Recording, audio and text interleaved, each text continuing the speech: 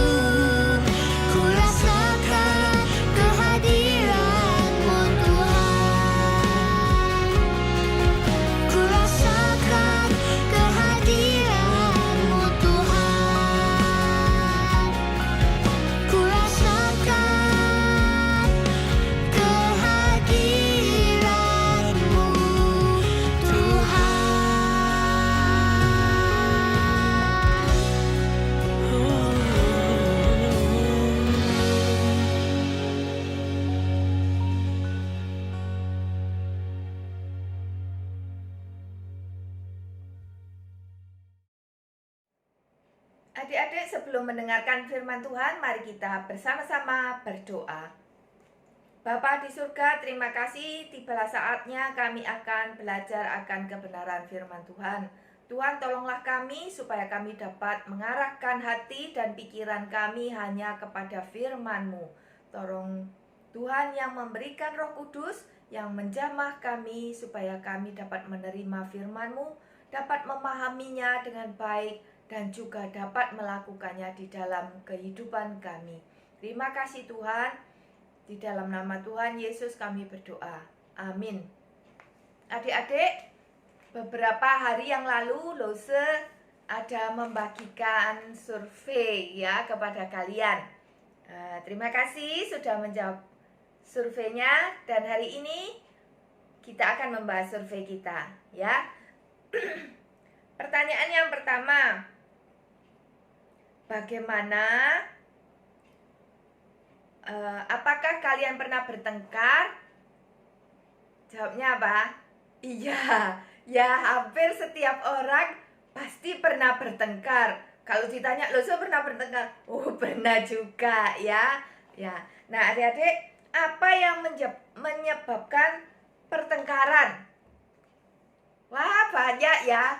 Banyak hal yang bisa menyebabkan suatu pertengkaran. Baik itu karena tersinggung ya, atau karena tidak puas akan sesuatu, atau berebut ya, tidak puas, kita tidak puas dengan apa yang kita miliki sehingga menimbulkan iri hati sehingga bertengkar ya, atau berebut akan suatu barang ya, atau mungkin ada lagi karena ketidaksamaan pendapat ya, bisa bertengkar. Banyak hal yang bisa membuat kita bertengkar. Nah, apa akibat dari pertengkaran? Kalau sudah bertengkar, akibatnya bagaimana? Nah, kalau bertengkar itu kan pasti melibatkan dua pihak ya. Gak mungkin bertengkar dengan diri sendiri ya. Pasti ada pihak yang diajak bertengkar ya. Nah, akibatnya bagaimana? Yang pertama pasti jengkel ya. Jengkel, merasa jengkel. Mungkin ada lagi yang merasa ingin membalas ya, mendendam, ingin membalas ya. Ada lagi yang memendam kebencian ya, memendam kebencian ya. Ada lagi juga yang sampai nggak menyapa, gak wawuh ya, gak wawuh, gak disapa ya. Nah, pertanyaan yang berikutnya, bagaimana cara menyelesaikan kalau kita sudah terlanjur bertengkar? Ya, kalau sudah terlanjur bertengkar, jalan satu-satunya yang harus dilakukan adalah berdamai kembali ya. Nah, untuk melakukan berdamai kembali, apa yang harus dilakukan? Untuk berdamai maka kita perlu memaafkan dan meminta maaf ya. Kalau kita yang salah, maka kita harus memiliki inisiatif untuk meminta maaf. Kalau ada orang yang menyakiti kita, yang bersalah kepada kita, maka kita pun harus berlapang dada untuk memaafkan ya. Nah, adik-adik, firman Tuhan yang akan Lose bahas pada hari ini yaitu berdamai kembali. Nah, ini masih kelanjutan dengan cerita minggu lalu. Cerita 2 minggu yang lalu ya, waktu Lose Adrian yang bercerita. Waktu kita Zoom itu ya. Nah, waktu itu Lose Adrian bercerita tentang Yakub ya. Yakub, ingat enggak kalian? Yakub itu adalah nama yang memiliki arti apa yo? Ingat enggak? Yaitu artinya penipu ya, penipu. Yakub memang pernah menipu kakaknya Esau ya. Nah, Kalian ingat enggak kenapa kok Yakub sampai bertengkar dengan kakaknya Esau? Apa yang ditipu? Iya ya, Yakub itu menipu Esau soal hak kesulungan. Memang Esau ada salahnya ya, dia sudah menukar hak kesulungannya dengan semangkok sup ya. Nah, tetapi Yakub juga menipu waktu ayahnya mau memberikan berkat, maka Yakub yang pura-pura jadi Esau ya. Dia menipu ayahnya dan juga menipu Esau. Nah, akibat dari Yakub menipu tadi, akhirnya Esau menjadi marah ya, marah sekali. Coba kita lihat di kitab Kejadian 27 ayat 41.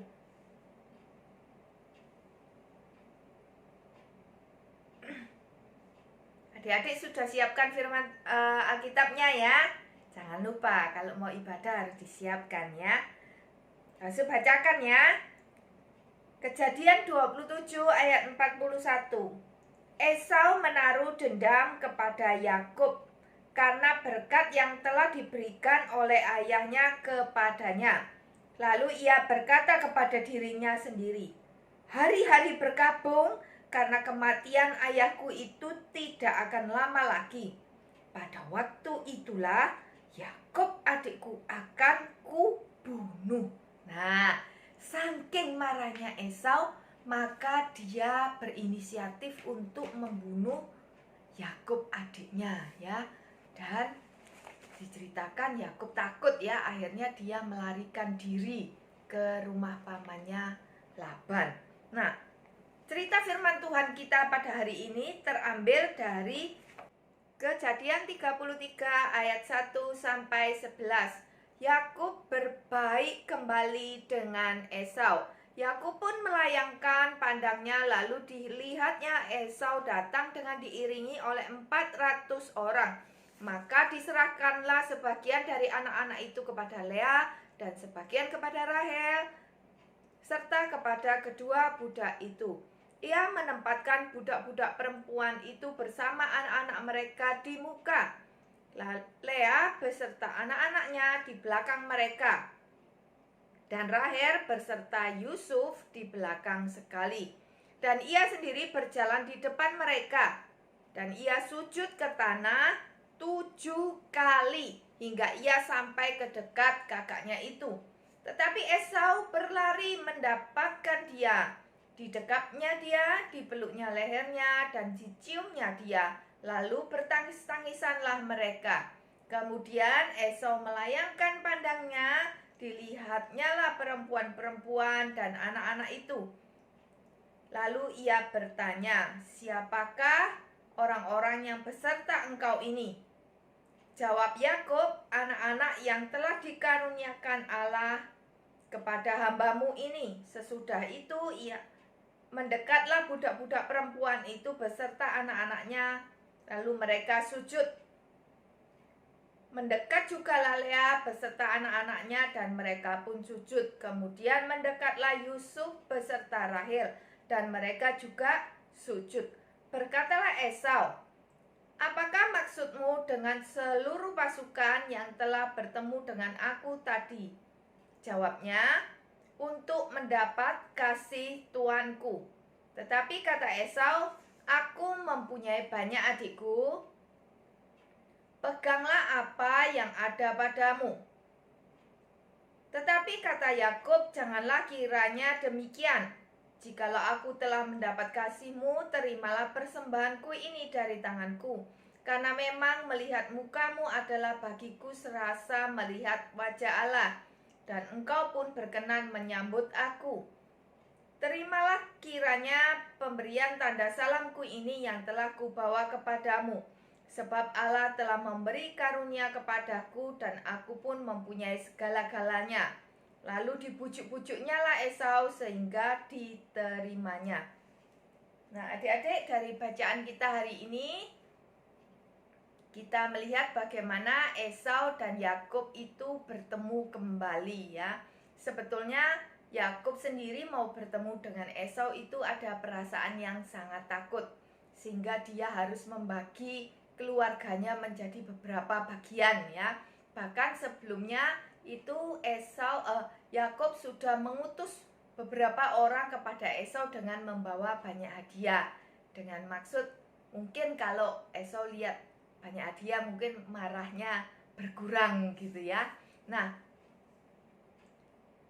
dalam hal ini Yakub juga berinisiatif untuk berdamai dengan Esau dengan yaitu tadi ya memberikan hadiah-hadiah.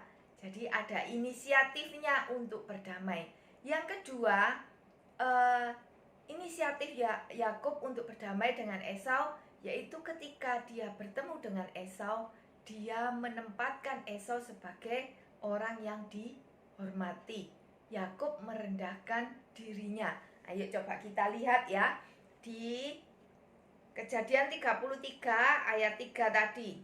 Ia sendiri berjalan di depan mereka dan ia sujud sampai ke tanah 7 kali sehingga ia sampai ke dekat kakaknya itu. Nah, adik-adik kebiasaan sujud 7 kali itu biasanya dilakukan kepada raja, yaitu ketika memberi hormat kepada raja itu sujudnya baru 7 kali. Kalau kepada orang yang biasa yang dihormati, orang tua atau apa, itu biasanya cuma sekali ya, sujudnya cuma sekali aja. Nah, dengan ini berarti kita tahu bahwa Yakub merendahkan dirinya di depan kakaknya ya, tidak menyombongkan dirinya ya meskipun dia sudah kaya ya. Nah, hal kedua yang ketiga ya, yang pertama tadi Yakub berinisiatif berdamai dengan memberi hadiah. Yang kedua, Yakub merendahkan diri ya. Yang ketiga, kita lihat ya pada ayat yang kelima.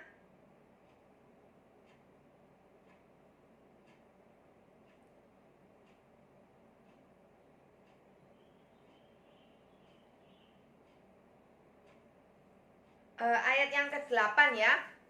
Di situ Yakub menjawab kakaknya ketika Esau bertanya ya, "Apakah maksudmu dengan seluruh pasukan yang telah bertemu dengan aku tadi?" Jawabnya, "Untuk mendapat kasih tuanku," ya. Jadi Yakub menempatkan Esau seperti tuanku ya, seperti lebih hormat. Tuanku itu berarti seperti bosnya ya, seperti majikan. Hal ini berbeda sekali ketika Yakub dan Esau masih belum bertengkar ya.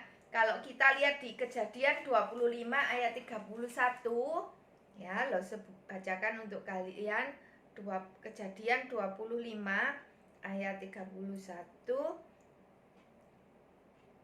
Nah, ini ketika ketika Esau menjual hak kesulungannya ya. Tetapi kata Yakub, "Jualah dahulu kepadaku hak kesulunganmu." Nah, ini memakai kata ku dan mu ya. Seperti kalau kalian berbicara kepada teman-teman kalian ya. Jadi pangkatnya itu rata, sebaya ya. Karena memang Esau dan Yakub adalah anak kembar ya. Jadi ketika Yakub mau berdamai dengan Esau, maka dia pun merendahkan diri, menempatkan Esau sebagai pihak yang patut dihormati ya. Nah, adik-adik, ketika kita akan berdamai, maka sebelum kita memaafkan orang, memaafkan itu kan gak gampang ya. Memaafkan dan minta maaf itu gak gampang ya. Nah, caranya bagaimana? Sebelumnya kita harus memohon ampun dulu kepada Tuhan ya, mengakui kesalahan kita dan memohon Tuhan untuk menolong kita, memberikan keberanian supaya kita berani meminta maaf ataupun memaafkan ya. Gak gampang loh minta maaf itu ya. Seperti kalau kalian salah ya, bertengkar, apakah begitu mudah kalian mengakui kesalahannya? Biasanya nggak mudah ya. Tetapi Tuhan menghendaki kita berdamai loh, ya. Kalau kita salah maka kita pun harus minta maaf, ya. Kalau ada orang yang meminta maaf kepada kita, maka kita pun harus memaafkan. Padahal gampang, ya. Nah, yaitu caranya kita harus merendahkan diri dulu di hadapan Tuhan, memohon pertolongan Tuhan, memberikan kita keberanian, ya, dimampukan untuk meminta maaf dan memaafkan. Nah, adik-adik, kalau kita sudah terlanjur bertengkar dan kita berinisiatif untuk minta maaf dan memaafkan, maka tentu saja kita juga nggak boleh mengingat-ingat kesalahan orang lain, ya. Mengingat-ingat hal-hal yang membuat kita bertengkar itu. Jadi nanti maafnya itu kelihatan jadi memaafkan yang tidak ikhlas, ya, kalau kita masih mengingat-ingat kembali akan kesalahan orang lain, ya. Nah, Tuhan juga menghendaki kita untuk berdamai. Ayo kita lihat di kitab Efesus 4 ayat 32. Efesus 4 ayat 32. Tetapi hendaklah kamu ramah seorang terhadap yang lain, penuh kasih mesra dan saling mengampuni, sebagaimana Allah di dalam Kristus telah mengampuni kamu. Jadi kita punya dasar, ya, mengapa kok kita harus mengampuni orang yang bersalah kepada kita? Karena Tuhan itu sudah lebih dahulu mengampuni dosa-dosa dan kesalahan kita, ya. Jadi kalau misalnya jengkel, ya, wis kadung bertengkar sama orang, aduh orang itu pekelet temanku nih, gini, ya. Nah, sulit untuk memaafkan, maka kita diingatkan bahwa Tuhan sudah lebih dahulu mengampuni kita, mengampuni Lose, juga mengampuni adik-adik. Nah, dengan dasar itu maka kita pun diberikan kekuatan dan kemampuan untuk memaafkan orang yang bersalah kepada kita. Nah, adik-adik, Lose harap kitab ayat dari kitab Efesus 4 ayat 32 ini dapat menjadi dasar perenungan kita pada hari ini, supaya ketika kita mau bertengkar, ya, ada perasaan ingin bertengkar, jengkel, atau sudah terlanjur bertengkar, ayat ini bisa menguatkan kita. Ayo kita baca bersama-sama, ya, kalau bisa dihafalkan juga, ya. Kitab Efesus 4 ayat 32. Tetapi hendaklah kamu ramah seorang terhadap yang lain, penuh kasih mesra dan saling mengampuni, sebagaimana Allah dalam Kristus telah mengampuni kamu, ya. Sekarang kata kamunya diganti namanya adik-adik sekalian, ya. Lose juga ganti namanya Lose. Tetapi hendaklah Erni ramah seorang terhadap yang lain, penuh kasih mesra dan saling mengampuni, sebagaimana Allah dalam Kristus telah mengampuni Erni. Nah, adik-adik, demikian firman Tuhan kita. Ayo kita berdoa. Bapa di surga, terima kasih karena kita sudah belajar akan firman Tuhan hari ini. Kami sudah belajar bagaimana kami harus hidup berdamai dengan orang-orang di sekitar kami, baik itu teman, saudara, orang tua. Tuhan, kalaupun kami terlanjur bertengkar, kami terlanjur menyimpan dendam, marah, kami mohon pertolongan Tuhan untuk memberikan kami keberanian untuk kami meminta maaf, ataupun kami juga diberikan kemampuan untuk mengampuni. Tuhan, tolonglah kami supaya kami dapat melakukan perintah-Mu melalui firman Tuhan yang kami dengar hari ini. Terima kasih Tuhan, di dalam nama Tuhan Yesus kami berdoa dan mengucap syukur. Amin. Adik-adik, hari ini kita juga akan mengumpulkan persembahan ya di dompet yang pernah dibagikan ya. Jangan lupa meskipun kita ibadah online, kita tetap harus memberikan persembahan sebagai ucapan syukur kita. Mari kita mengumpulkan persembahan dengan menyanyikan pujian berikut.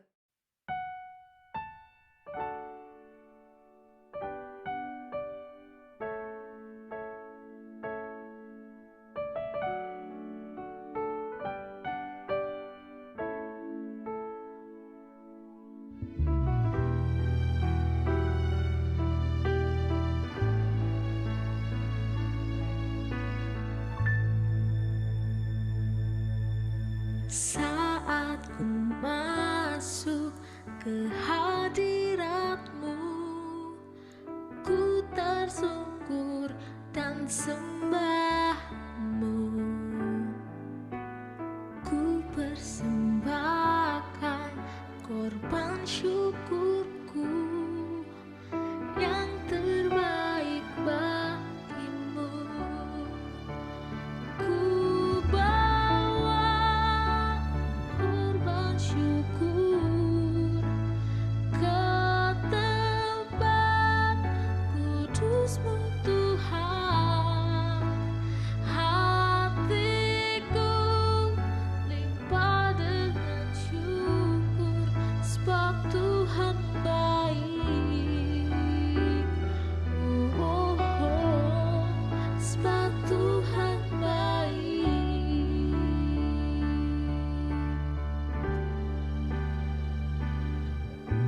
Saat ku masuk ke hadirat-Mu, ku tersungkur dan sembah-Mu. Ku persembahkan korban syukurku yang terbaik bagi-Mu. Ku bawa korban syukur ke tempat kudus-Mu Tuhan. Hatiku limpah dengan syukur, sebab Tuhan baik. Oh, oh, sebab Tuhan baik.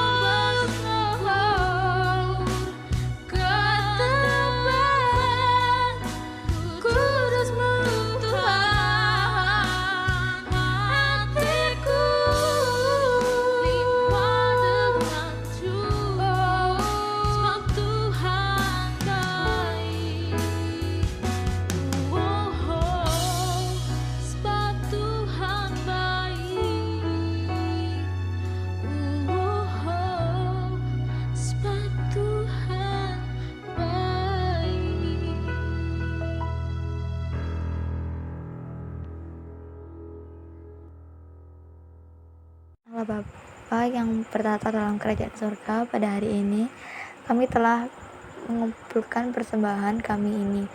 Terimalah persembahan ini sebagai ucapan syukur atas berkat yang tidak pernah habis dari-Mu.